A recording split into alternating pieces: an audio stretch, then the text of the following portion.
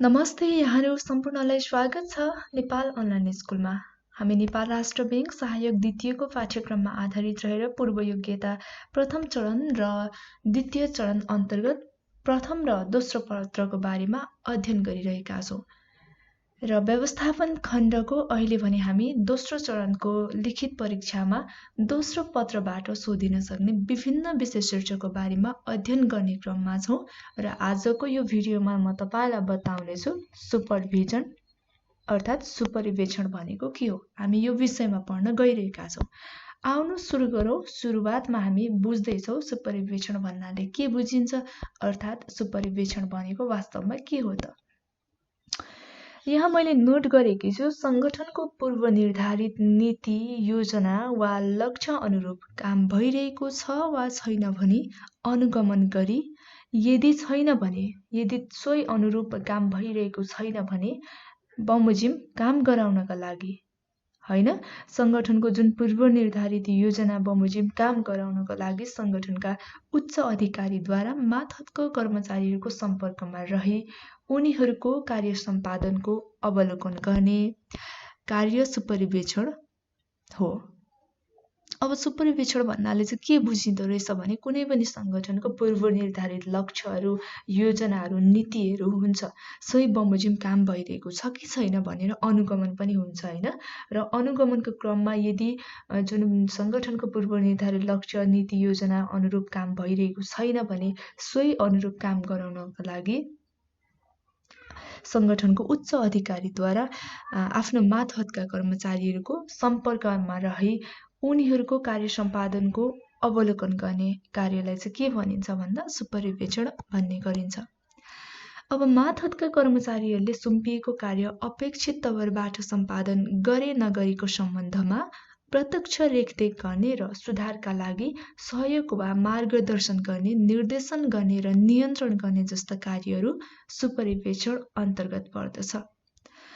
अब सुपरिवेक्षण अन्तर्गत अर्को के कुरा पनि पर्छ भने जुन मातहतका कर्मचारीहरूलाई दिएको जुन संगठनको पूर्व निर्धारित लक्ष्य बमोजिम काम भइरहेको छैन भने काम गराउनको लागि संगठनको उच्च अधिकारीले चाहिँ अवलोकन गरेर सुधारका कदमहरू पनि चाल्ने गरिन्छ। जुन सुम्पिएको कामहरू अपेक्षित ढङ्गबाट सम्पादन भइरहेको छ कि छैन भन्ने सम्बन्धमा प्रत्यक्ष रूपमा गएर अवलोकन गर्ने र यदि भइरहेको छैन भने चाहिँ अब त्यसमा के सुधार गर्नुपर्छ त आगामी दिनमा के सहयोग गर्नुपर्छ जुन मार्गदर्शन गर्ने हैन र के गर्नुपर्ने भन्ने सम्बन्धमा निर्देशन दिने र के कुरा भइरहेको छ या हुन बाँकी हो भन्ने कुरा आदि इत्यादिमा नियन्त्रण गर्ने जस्ता कार्यहरू पनि सुपरिवेक्षण अन्तर्गत पर्ने गर्दछ। हामीले सुपरिवेक्षण के हो र सुपरिवेक्षण गर्दा के कुराहरू अर्थात् ध्यान दिनुपर्छ र सुपरिवेक्षणमा पर्दछ भन्ने कुरा बुझौँ यतिमा। अब हामी यहाँ अझ विस्तृतमा सुपरिवेक्षणलाई बुझ्नका लागि विभिन्न विद्वानले दिएको परिभाषा पनि हेर्नेछौँ है त।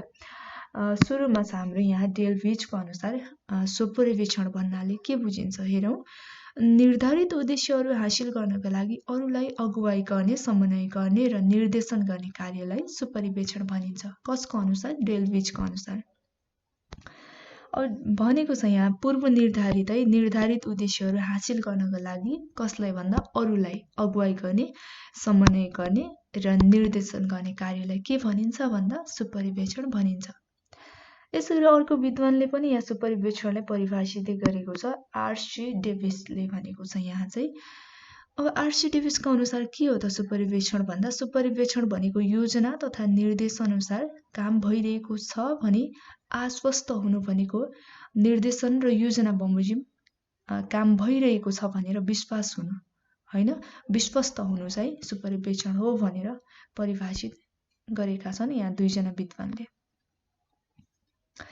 तसर्थ व्यवस्थापकीय योजना र नीतिलाई कार्यान्वयन गर्न र व्यवस्थापनका सबै तहमा सुपरिवेक्षण कार्य अत्यावश्यक हुन्छ। जुन व्यवस्थापकीय योजना र नीतिहरूले कार्यान्वयन गर्न र व्यवस्थापनको यो चाहिँ सबै तहमा सुपरिवेक्षण चाहिँ अत्यावश्यक हुने गर्दछ। अब हामी हेर्छौँ यसपछि सुपरिवेक्षणको महत्त्व। सुपरिवेक्षणको महत्त्व के छ त? अब प्रभावकारी सुपरिवेक्षणले सङ्गठनको सदस्यहरू बीचमा प्रभावकारी सुपरिवेक्षणले सङ्गठनको सदस्यहरूको बीचमा सुमधुर र सौहार्द सम्बन्ध स्थापित गरिन्छ र सङ्गठनका लक्ष्यहरू हासिल गर्नका लागि सङ्गठनलाई जीवन्त र गतिशील तुल्याउनमा पनि महत्त्वपूर्ण भूमिका खेल्दछ। अब सुपरिवेक्षणको भूमिका के हुन सक्छन् भन्दा भनेको सुपरिवेक्षणले सङ्गठनको सदस्यहरू बीचमा सौहार्द र सुमधुर सम्बन्ध स्थापित गर्नमा मद्दत गर्दो रहेछ भने अर्को भनेको सङ्गठनको लक्ष्यहरू हासिल गर्नका लागि सङ्गठनलाई गतिशील र जीवन्त तुल्याउन पनि एकदमै महत्त्वपूर्ण भूमिका खेल्दो रहेछ सुपरिवेक्षणले। अब यसलाई चाहिँ व्यवस्थापनमा जुन सुपरिवेक्षणलाई एक महत्त्वपूर्ण तत्त्व वा कार्यको रूपमा लिइन्छ।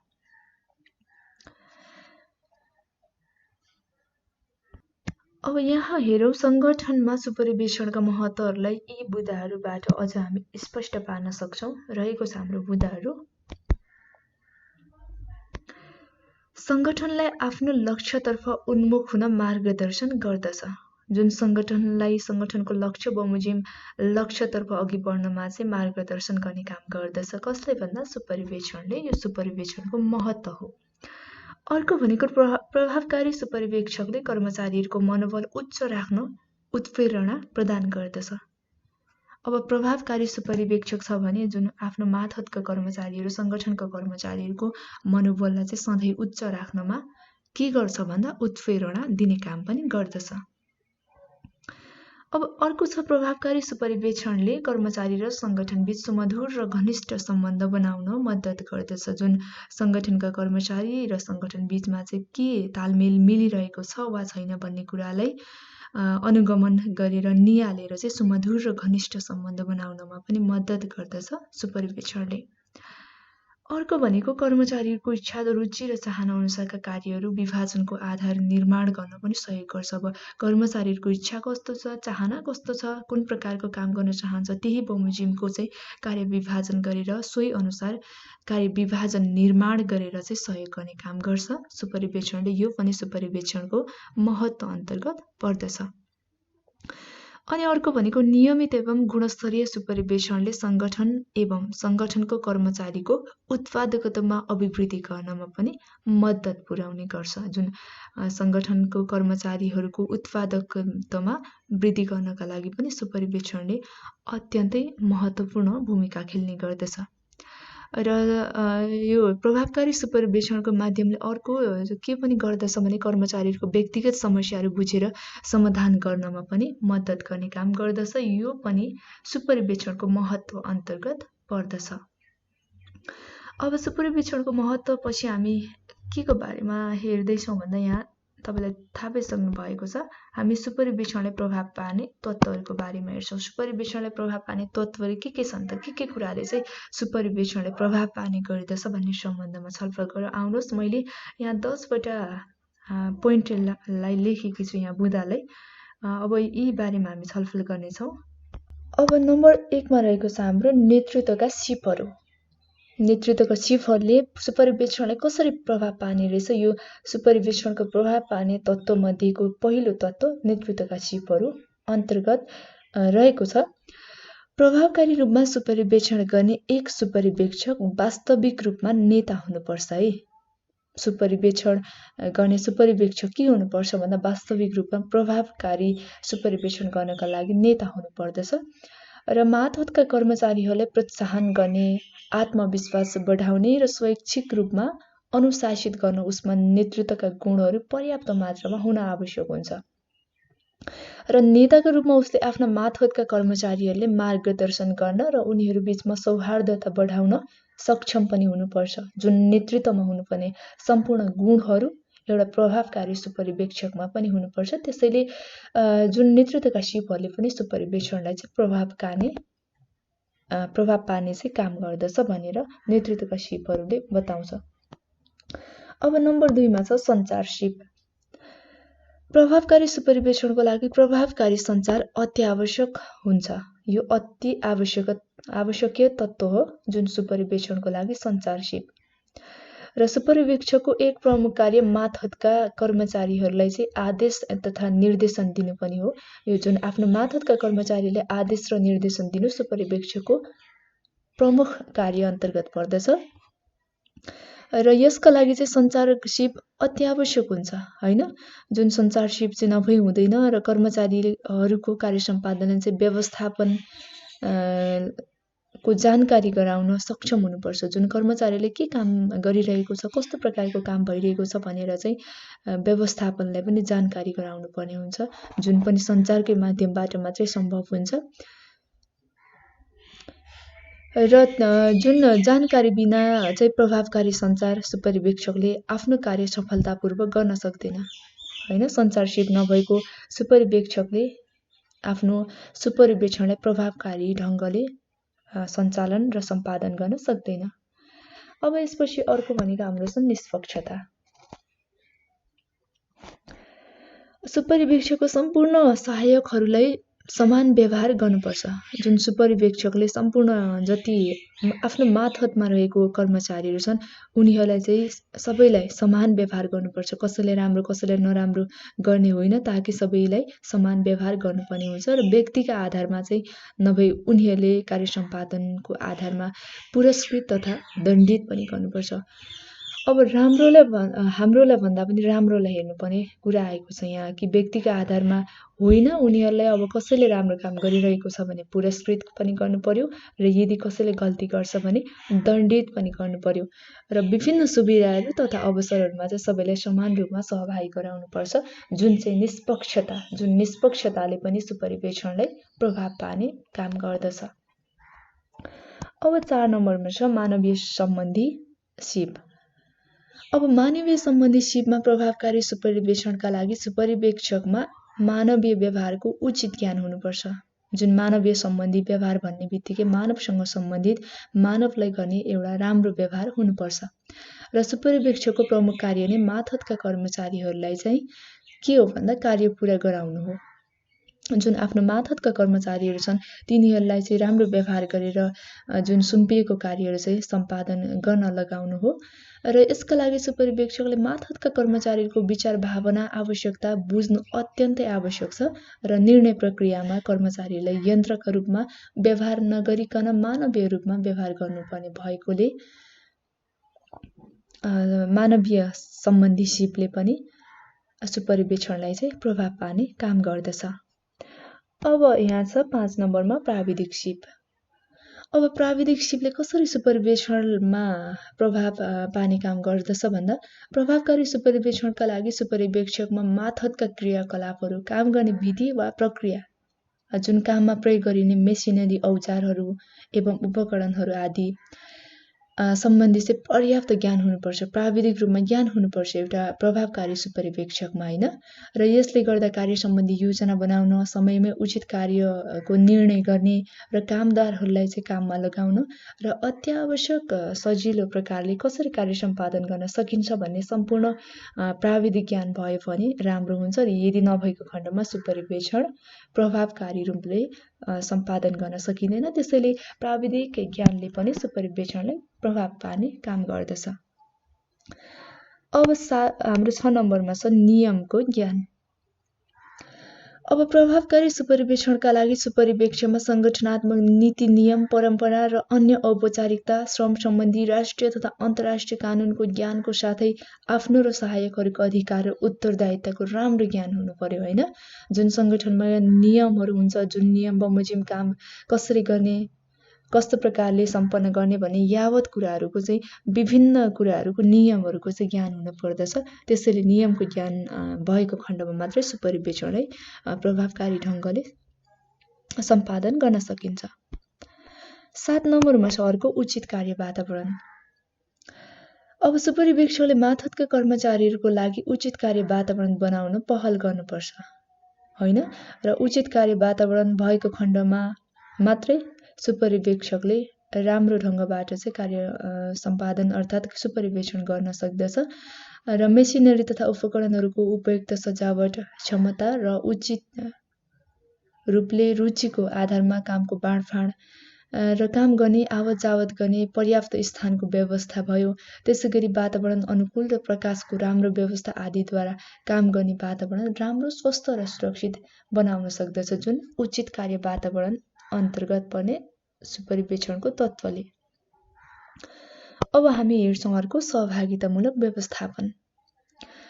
प्रभावकारी सुपरिवेक्षकका लागि सुपरिवेक्षकले कार्य सम्बन्धी योजना बनाउने र महत्त्वपूर्ण निर्णयहरू लिने कार्यमा आफ्नो समूहका प्रत्येक सहयोगीहरूलाई चाहिँ सहभागी गराउनु पर्दछ।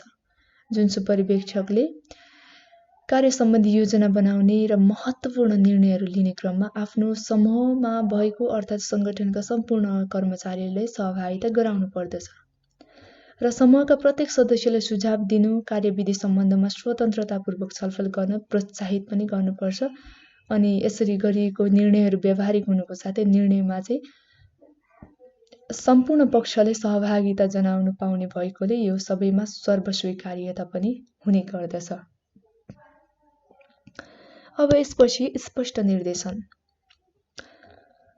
अब प्रभावकारी सुपरिवेक्षणका लागि सुपरिवेक्षकले आफ्ना सहायकहरूलाई दिएको निर्देशनहरू पूर्ण दोहोरो अर्थ नलाग्ने, प्रष्ट किसिमले स्पष्ट बुझिने तरिकाको हुनुपर्दछ। सुपरिवेक्षकले आवश्यकता अनुसार उपयुक्त र प्रभावकारी सञ्चार विधि वा शैलीको चाहिँ प्रयोग गर्नुपर्दछ, जुन स्पष्ट निर्देशन अन्तर्गत पर्दछ। स्पष्ट निर्देशन नभएको खण्डमा प्रभावकारी सुपरिवेक्षण हुन असम्भव हुन्छ। अब 10 नम्बरमा छ यहाँ विकेन्द्रीकरण। अब विकेन्द्रीकरणको मात्राले सुपरिवेक्षणमा प्रभाव पार्दछ। कसरी पार्दछ भन्दा व्यवस्थापनको कार्यबोझलाई कम गर्दछ र ठूलो सङ्ख्यामा मातहतका कर्मचारीहरूले सुपरिवेक्षक अर्थात् सुपरिवेक्षण गर्न सक्दछ र अधिकार वा समूहलाई चाहिँ विकेन्द्रीकरण गरिएको छ भन्ने सुपरिवेक्षण कम भए पुग्दछ। यदि विकेन्द्रीकरण गरिएको छ अधिकार, कार्य र समूहलाई भने सुपरिवेक्षण कमै भए पनि पर्याप्त हुन्छ। हामीले यहाँ 10 वटा सुपरिवेक्षणलाई प्रभाव पार्ने तत्त्वहरूको बारेमा पनि विस्तृतमा छलफल गरिसक्यौँ। अब यति भएपछि सुपरिवेक्षणका पद्धतिहरू हेर्छौँ है त हामी। अब सुपरिवेक्षणको पद्धतिहरू के छन् त? अब सुपरिवेक्षकले सुपरिवेक्षण गर्दा अर्कोले गरेको कामहरूको अवलोकन गर्नुपर्ने भएकोले त्यसको अवलोकन विभिन्न तरिकाद्वारा गर्न सकिन्छ। अब सुपरिवेक्षकले सुपरिवेक्षण गर्दा भनेको सुपरिवेक्षण गर्ने क्रममा त अब अरू कसैले गरेको कामहरूको अवलोकन मूल्याङ्कन गर्नुपर्ने भएकोले यसको अवलोकन गर्ने विभिन्न विधिहरू अर्थात् तरिकाहरू चाहिँ दिएको छ यहाँ। अब सामान्यतः सुपरिवेक्षणका क्रममा अवलम्बन गरिने पद्धति अर्थात् तरिकाहरू निम्न छन्। हामी यो पद्धति अर्थात् तरिकाहरू बारेमा चाहिँ छलफल गर्छौँ। अब नम्बर 1 मा रहेको छ हाम्रो अवलोकन। अवलोकन के हो भन्दा सुपरिवेक्षणको तरिका, जुन सुपरिवेक्षण गर्ने तरिका मध्येको पहिलो तरिका हो अवलोकन। अब यस अन्तर्गत के रहेको छ हेरौँ। यस विधिमा सुपरिवेक्षकले सुपरिवेक्षण गर्दा काम भइरहेको स्थानमा नै गएर सो कार्यबारेमा के कस्तो भइरहेको छ भनी अवलोकन गरी जानकारी प्राप्त गर्दछ। अवलोकन भन्ने बित्तिकै जुन काम भइरहेको स्थानमा नै गएर चाहिँ प्रत्यक्ष रूपमा कामको सम्बन्धमा के भइरहेको छ भन्ने कुरा चाहिँ अवलोकन गरेर जानकारी लिने गर्दछ। र हरेक कर्मचारीको सुपरिवेक्षक तोकिएको हुन्छ र प्रत्येक कर्मचारीको के तोकिएको हुन्छ भन्दा सुपरिवेक्षण गर्ने सुपरिवेक्षक पनि तोकिएको हुन्छ र प्रत्येक कामको सुपरिवेक्षण हुने गर्दछ, जसले गर्दा चाहिँ त्यहाँ देखिएका समस्याहरू बारेमा समाधान गर्न छिटो सहयोग पुग्दछ। अब यसपछि अर्को नम्बर 2 मा छ हाम्रो आपसी छलफल। आपसी छलफलमा कामदार वा कर्मचारीसँग आपसमा छलफल गरेर पनि सुपरिवेक्षण गरिन्छ। जुन कामदार र कर्मचारीसँग चाहिँ प्रत्यक्ष रूपमा छलफल गरेर पनि सुपरिवेक्षण गर्न सकिन्छ र यसरी सुपरिवेक्षण गर्दा चाहिँ नियमित रूपमा गर्नुपर्ने कामहरूमा देखा परेका समस्याहरू पत्ता लगाउनु, त्यसपछि समाधान गर्न पनि सजिलो हुन्छ, जसले गर्दा कामको सम्बन्धमा सुधार गर्नुपर्ने पक्षहरूलाई छलफल गरी ठोस निष्कर्षमा पुग्नलाई पनि अत्यन्तै सहयोग गर्दछ आपसी छलफल विधिले। अब यसपछि अर्को छ हाम्रो गुनासो सुनवाई। अब गुनासो सुनवाई अन्तर्गत चाहिँ संगठनको कर्मचारीको प्रत्यक्ष रूपमा काम गर्दा हुने कमजोरीहरूलाई, जुन कमजोरीहरू छ, विकनेसहरू छ हैन, प्रष्टसँग औल्याउन सक्दछ। र सुपरिवेक्षण गर्दा गुनासो सुनवाईको ज्यादै महत्त्व हुने गर्दछ र आवश्यकता अनुसार खुला तथा गोप्य दुवै विधि अपनाइ चाहिँ गुनासो सुनवाई हुने गर्दछ। गुनासो सुनवाई हुने भन्ने बित्तिकै अब तल्लो तहका अर्थात् तल्लो निकायका मातहतका कर्मचारीहरूको कामसँग के समस्या छ हैन, व्यक्तिगत समस्याहरू भयो, साङ्गठनिक समस्याहरू भयो, यावत कुराको चाहिँ सुपरिवेक्षकले गुनासोको रूपमा सुनवाई गर्नुपर्दछ। यो ज्यादै महत्त्वपूर्ण कुरा पनि हो र यो गुनासो चाहिँ अब खुल्ला रूपमा र गोप्य रूपमा दुवै विधि अपनाएर पनि सुनवाई हुने गर्दछ गुनासो सुनवाई अन्तर्गतको विधिमा। अब 4 नम्बरमा रहेको छ अर्को प्रतिवेदन अध्ययन। अब प्रतिवेदन अध्ययनमा चाहिँ कस्तो हुन्छ भन्दा आफूभन्दा तल्लो तहका कर्मचारीले बुझाएको प्रतिवेदनका आधारमा पनि सुपरिवेक्षण गर्न सकिन्छ। जुन मातहतका कर्मचारीहरू अर्थात् तल्लो तहका कर्मचारीहरूले बुझाएको जुन प्रतिवेदन हुन्छ त्यसको आधारमा पनि सुपरिवेक्षण गर्न सकिन्छ र प्रतिवेदनले निर्धारित लक्ष्य र वास्तविक प्रगतिको तुलना गर्न अत्यन्तै महत्त्वपूर्ण सहयोग गर्दछ। के गर्छ भन्दा प्रतिवेदन निर्धारित लक्ष्य र वास्तविक प्रगतिको तुलना गर्न अत्यन्तै महत्त्वपूर्ण सहयोग पनि गर्दछ प्रतिवेदन अध्ययन विधि अन्तर्गतले। अब अर्को छ कार्य सम्पादन मूल्याङ्कन। समग्र कार्य सम्पादनको मूल्याङ्कन गरेर पनि सुपरिवेक्षण गर्न सकिन्छ। अब यो विधिको प्रयोग गरी विभिन्न क्षेत्रमा काम गर्ने जनशक्तिको सुपरिवेक्षण गर्ने पनि गरिन्छ र कार्य सम्पादन मूल्याङ्कन गर्दा सुपरिवेक्षकले समग्र परिसूचकलाई आधार मानिन्छ र मान्ने गरिन्छ। ओके, हामीले सुपरिवेक्षणका पद्धतिहरू पनि 5 वटा पद्धतिहरू पढिसक्यौँ। एउटा अवलोकन, त्यसपछि आपसी छलफल, गुनासो सुनवाई, प्रतिवेदन अध्ययन र कार्य सम्पादन मूल्याङ्कन जुन हाम्रो सुपरिवेक्षणको पद्धति अर्थात् तरिकाहरू हुन् जुन सुपरिवेक्षण गर्दा यी तरिका र पद्धतिहरू अन्तर्गत रहेर चाहिँ गर्ने गरिन्छ। यो सम्बन्धमा हामीले जानकारी लिइसक्यौँ। अब के गर्दैछौँ भन्दा हामी ब्याङ्क सुपरिवेक्षणका लागि विभिन्न उपकरणहरू हेर्दैछौँ। हामी ब्याङ्क सुपरिवेक्षणको विभिन्न उपकरणहरू। अब उपकरणहरू रहेको छ यहाँ प्रथम उपकरण, दोस्रो, तेस्रो, चौथो र पाँचौं उपकरण भनेर मैले यहाँ 5 वटा उपकरणहरू उल्लेख गरेकी छु र यहाँ दोस्रो उपकरणमा चाहिँ CAMEL जुन क्यामेल भन्ने छ हैन, त्यसको चाहिँ अब क्यापिटल एडिक्वेसी, त्यसपछि assets quality, management quality, earning, liquidity, त्यसपछि सेन्सिटिभिटी टु मार्केट हुन्छ यसको फुल फर्म चाहिँ क्यामेलको। यसको बारेमा पनि एकछिनमा हामी हेर्छौँ र सुरुमा चाहिँ हामी अब प्रथम उपकरणको बारेमा थोरै बुझौँ।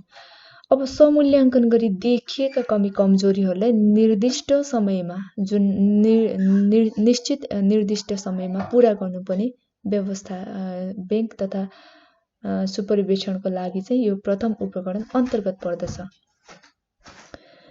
अब अर्को चाहिँ यहाँ दोस्रो। अब दोस्रो उपकरणको रूपमा चाहिँ के छ भन्दा स्थलगत निरीक्षण गरी आवश्यक निर्देशनका साथै प्राप्त विवरणको आधारमा जुन यहाँ छ नि क्यामेल, यसको फुल फर्म यहाँ मैले दिएकी छु, तपाईँ हेर्नुहोला।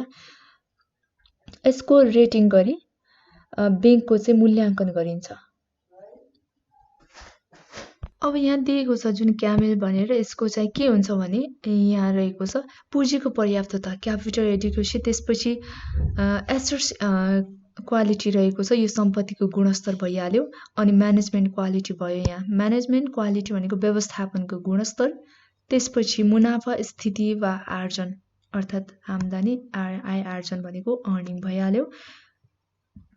अनि अर्को लिक्विडिटी भनेको तरलता र सेन्सिटिभिटी टु मार्केट भनेको बजारको गाम्भीर्यता।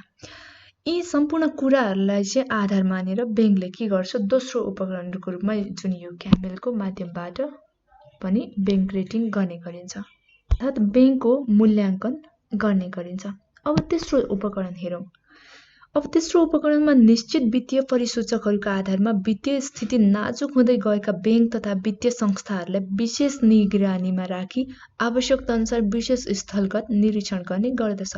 अब तेस्रो चरणमा के हुन्छ भन्दा ब्याङ्क तथा वित्तीय संस्थाहरूको आर्थिक स्थितिहरू नाजुक हुँदै गएको छ हैन, र उनीहरूलाई चाहिँ अब विशेष निगरानीमा राखेर आवश्यकता अनुसार के गर्न सकिन्छ जुन स्थलगत रूपमा चाहिँ निरीक्षण गरेर निगरानी गर्ने गरिन्छ। यसपछि चौथो उपकरण छ।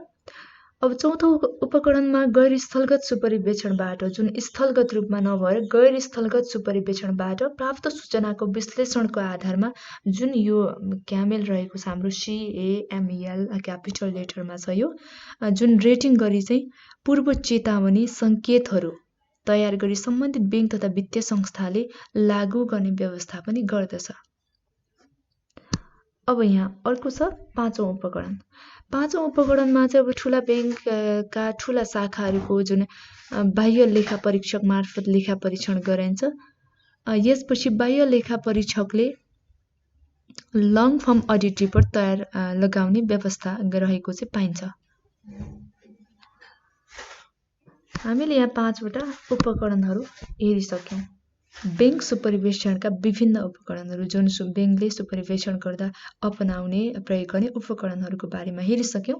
अब यसपछि हामी के हेर्छौँ भन्दा निरीक्षण र सुपरिवेक्षणका प्रकारहरू हेर्छौँ। निरीक्षण र सुपरिवेक्षणका प्रकारहरू के रहेका छन् त?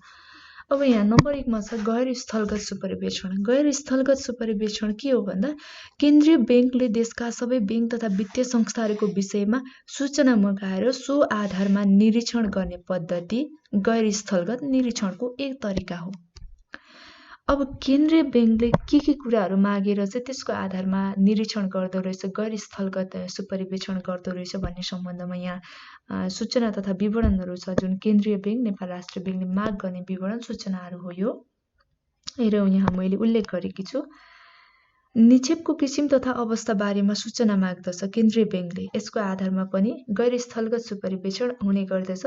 अर्को भनेको कर्जा प्रवाह, असुली, त्यसपछि लगानीमा रहिरहेको र भाका नाघेको अवस्था, ब्याज असुली, अनि अवधि अनुसारको मुद्दती निक्षेप विवरण, साप्ताहिक तरलता, नाफा नोक्सान विवरण आदि इत्यादि कुराहरू मागेर यसको आधारमा के गर्दछ केन्द्रीय बैंकले भन्दा सबै बैंक तथा वित्तीय संस्थाहरूको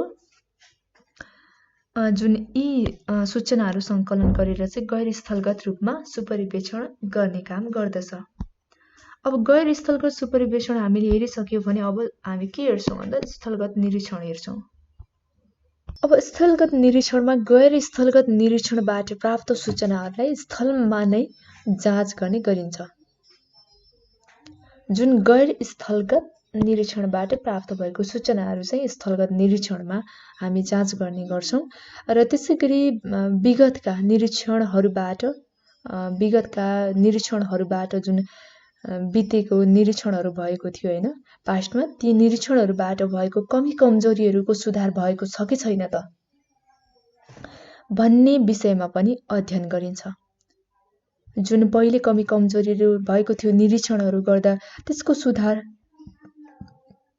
भएको छ कि छैन त भन्ने विषयमा पनि स्थलगत निरीक्षणले अध्ययन गर्ने गर्दछ। अनि त्यति मात्र नभए अर्को भनेको बैंक तथा वित्तीय संस्थाको आन्तरिक लेखा परीक्षण, बाह्य लेखा परीक्षण र निरीक्षणले औल्याएका त्रुटिहरू कुन रूपमा सुधार हुन सकेका हुन् भन्ने विषयमा पनि जाँच हुन्छ र अन्त्यमा चाहिँ हाल भइरहेका कार्यहरू नियमित ढङ्गले लक्षित समूहको हितमा चाहिँ सञ्चालन भएको छ कि छैन भन्ने जाँच तथा परीक्षण पनि गर्ने गरिन्छ। र यो स्थलगत निरीक्षण चाहिँ अत्यन्तै व्यावहारिक, बृहत, प्रयोगात्मक र समय लगाएर गरिने निरीक्षण भएकोले सरल नभएको र खर्चिलो समेत भएको हुँदा यो केन्द्रीय बैंकले चाहिँ यो निश्चित आधारहरू विकसित गरी छनौट गरेर मात्र निरीक्षण प्रारम्भ गर्ने गरिन्छ। र नेपालमा यो अवस्था नेपाल राष्ट्र बैंकले धेरै पहिलेदेखि नै प्रयोग गर्दै आएको छ। यो निरीक्षणबाट चाहिँ प्राप्त सुझावहरूको उपयुक्त ढङ्गले कार्यान्वयन गर्नु सम्बन्धित बैंक तथा वित्तीय संस्थाहरूको चाहिँ प्रमुख दायित्व र जिम्मेवारी हुन्छ। अब के को आधारमा निरीक्षण गर्ने गर्दछ, के को आधारमा सूचना लिने गर्दछ त भन्दा हामीले अघि पनि छलफल गर्यौँ। क्यामेल, CAMEL, क्यामेल भनेको क्यामेल्स रहेको छ है, एस पनि छ। अब यसमा चाहिँ सीबाट भनेको हाम्रो पुँजीको पर्याप्तता भइहाल्यो, त्यसपछि सम्पत्तिको गुणस्तर, त्यसपछि व्यवस्थापन गुणस्तर, अर्निङ अर्थात् मुनाफा स्थिति आर्जन भयो, लिक्विडिटी तरलता, त्यसपछि बजारको गाम्भीर्यता, सेन्सिटिभिटी टु मार्केट। यी आधारहरूलाई चाहिँ आधार बनाएर जुन स्थलगत निरीक्षण गर्ने गर्दछ केन्द्रीय बैंकले। अब नम्बर 3 मा हेर हाम्रो विशेष निरीक्षण रहेको छ। यहाँ कुनै पनि बैंक तथा वित्तीय संस्थाको कारोबारमा कुनै अनियमितता भएको छ भन्ने आशंका लागेमा वा कसैले उजुरी गरेको खण्डमा अर्थात् कुनै आर्थिक अपराध घट्ने सम्भावना देखिएको अवस्थामा यस्तो विशेष प्रकारको आकस्मिक निरीक्षण गरिन्छ। अब यो आकस्मिक विशेष प्रकारको निरीक्षण कस्तो रूपमा गरिन्छ भन्दा अब कुनै पनि बैंक तथा वित्तीय संस्थाको रूपमा चाहिँ अनियमितता हुँदैछ, भइरहेको छ, अर्थात् यहाँ भएको छ पक्कै भन्ने आशंका लागेमा, अर्थात् कसैले चाहिँ यो ठाउँमा यो बैंक तथा वित्तीय संस्थामा चाहिँ अनियमितता भएको छ है भनेर उजुरी गरेको खण्डमा या त आर्थिक अपराध घट्ने खालको विभिन्न सम्भावनाहरू देखिएको अवस्थामा चाहिँ यो आकस्मिक अर्थात् विशेष निरीक्षण चाहिँ गर्ने गरिन्छ। अब यसपछि छ अनुगमन निरीक्षण। अनुगमन निरीक्षण कस्तो हो भन्दा विगतका निरीक्षणले औलाएका त्रुटिहरूको सुधारको सम्बन्धमा बैंक तथा वित्तीय संस्थाहरूमा के कस्तो प्रगति भयो त भन्ने सम्बन्धमा अनुगमन निरीक्षण गर्ने गरिन्छ। जुन बैंक तथा वित्तीय संस्थाहरूमा त्रुटि भएको हुन्छ र निरीक्षण गर्दा भएको त्रुटिहरूलाई अब सच्याउनु पनि हुन्छ, गल्ती हुन्छ हैन, सच्याउनु पनि हुन्छ, सही पनि गर्नुपर्छ। अब ती विगतमा भएका त्रुटि अर्थात् कमजोरीहरू, गल्तीहरूको सुधारको सम्बन्धमा के भएको छ त, कति मात्रामा चाहिँ सुधार भयो भएन अथवा कति मात्रामा प्रगति भयो भन्ने सम्बन्धमा चाहिँ अनुगमन गर्ने गरिन्छ। यो चाहिँ अनुगमन निरीक्षण अन्तर्गत पर्ने गर्दछ। ओके, हामीले यहाँसम्म आइपुग्दा के पढ्यौं भन्दा निरीक्षण र सुपरिवेशनका प्रकार पढ्यौं। योभन्दा अगाडि हामीले के पढ्यौं भन्दा सुपरिवेशनका पद्धतिहरू पनि पढ्यौं, सुपरिवेशनलाई प्रभाव पार्ने तत्त्वहरूको बारेमा नि जान्यौं, यसपछि सुपरिवेशनको महत्त्व पनि जान्यौं र सुपरिवेशन के हो भन्ने सम्बन्धमा पनि हामी स्पष्ट भइसकेका छौं। अब यति भएपछि सुपरिवेशनबाट जस्तो सुकै प्रश्नहरू आउँदा पनि हामी हल गर्न सक्छौं। जुन परीक्षामा सोधिने प्रश्नहरूलाई चाहिँ हामी केही समयपछि विभिन्न भागमा परीक्षामा लक्षित गरेर चाहिँ त्यस बारेमा पनि हामी छलफल गर्नेछौं। तर अहिले चाहिँ हामीले यो विभिन्न विषय शीर्षकको बारेमा मात्रै अध्ययन गरिरहेका छौं जुन पाठ्यक्रमसँग सम्बन्धित छ र प्रश्नहरूको बारेमा नै हामी अध्ययन गर्नेछौं केही समयपछि। र आजलाई हामी सुपरिवेशनको बारेमा यति नै छलफल गरौं र यसपछि भनेको नयाँ आउने भिडियोहरुमा नयाँ टपिकमा म अन्य जानकारीहरू लिएर आउनेछु। तपाईलाई कस्तो लाग्दैछ सल्लाह सुझाव दिँदै गर्नुहोला र भिडियोहरू पनि हेर्दै गर्नुहोला। हाम्रो नेपाल अनलाइन स्कुलको युट्युब च्यानललाई पनि सब्स्क्राइब गर्नुहोला। नेपाल राष्ट्र बैंकको सहायक द्वितीयको सम्पूर्ण पाठ्यक्रममा आधारित भिडियोहरू तपाईले यहीँबाट पाउनुहुनेछ। क्रमशः मैले तपाईलाई भिडियोहरू प्रस्तुत गरिरहेकी छु र आजलाई यति नै। अर्को भिडियोमा फेरि भेटौँला। तपाईलाई धेरै धेरै धन्यवाद।